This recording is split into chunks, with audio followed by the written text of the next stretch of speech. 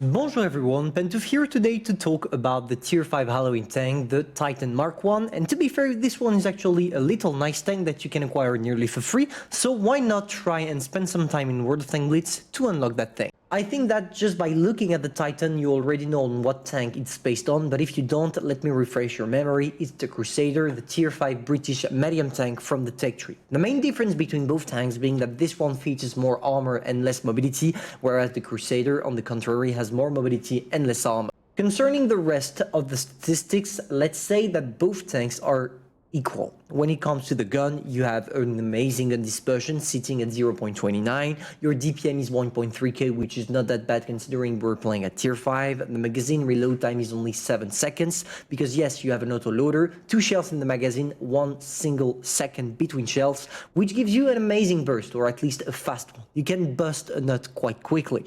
When it comes to the rest, 12 degrees of gun depression that will assure you that you can work on pretty much every single terrain this game has to offer, which is always a nice thing. And on top of that, the average damage is 90, so 180 damage per whole clip. The average penetration is good as well. You will not struggle, especially with your gold shell, because you feature nearly 190 millimeters. When it comes to the top speed, it's 50 kilometers per hour, so quite similar to the one we have on the Crusader, which is, yeah, the exact same. The main difference being that, let's say that the Crusader will probably go to 50 kilometers per hour in 6 or 7 seconds, whereas with the Titan is going to take you maybe 10 to 12 seconds because, of course, as you are equipped with spaced armor, you are a little bit more obese, more fat. When it comes to the equipments, I like to use calibrated shells first, simply because I have an autoloader and I want to make sure that all my shells are penetrating. After, I'm heading myself to the enhanced gun lane drive in order for me to reduce a little bit my aim time. To finish off with the refined gun, because usually when you shoot your shells with this tank, you are going to be immobile, or at least this is my case. It's probably not going to be yours because it's a medium tank and you're supposed to run around, but that's how I play it. After, I go for the defense system because you're definitely not gonna ram anyone, then improved assembly because you don't need to strengthen your armor at all, the toolbox because enhanced strike is useless, improved optics to be able to spot for the rest of your team, engine accelerator to increase a little bit your overall speed, to finish off with the not the high-end consumable, sorry, the consumable delivery system, because as you can't equip yourself with adrenaline, you don't have any uses for the high-end consumable.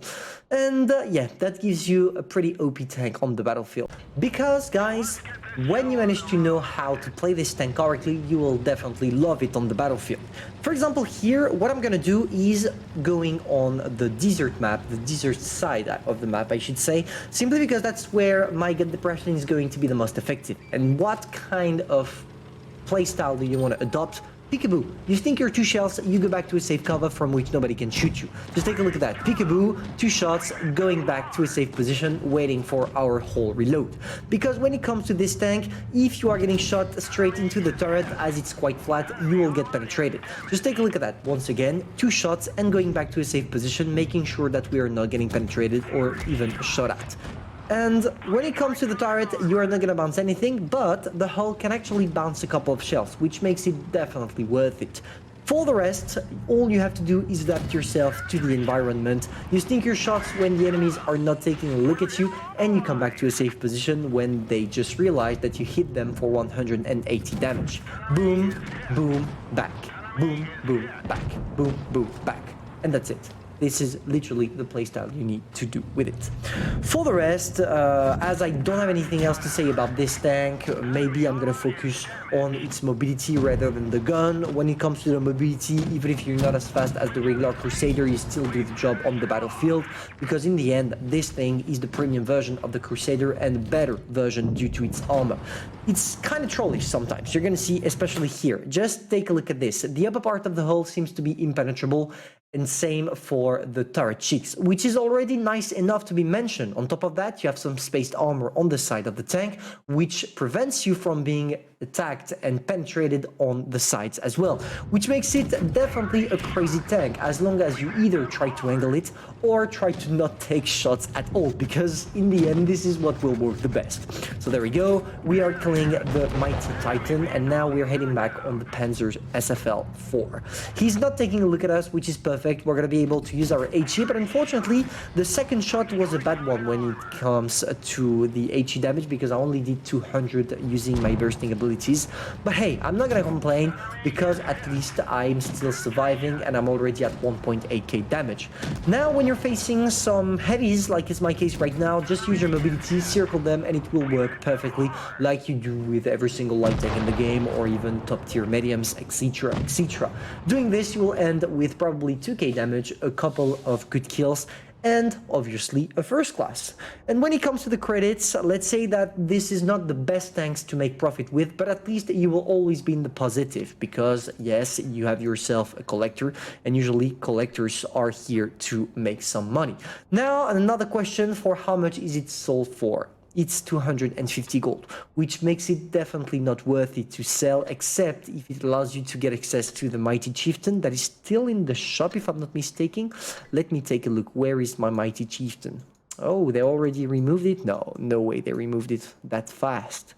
My gosh.